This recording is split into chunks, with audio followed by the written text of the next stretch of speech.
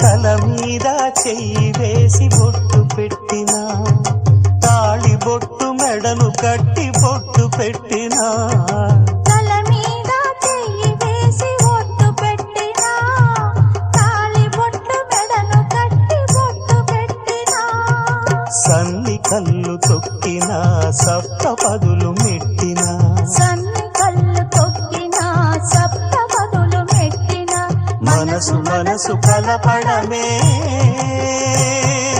మంత్రం పరమార్థం. శ్రీరస్తు శుభమస్తు, శ్రీరస్తు శుభమస్తు.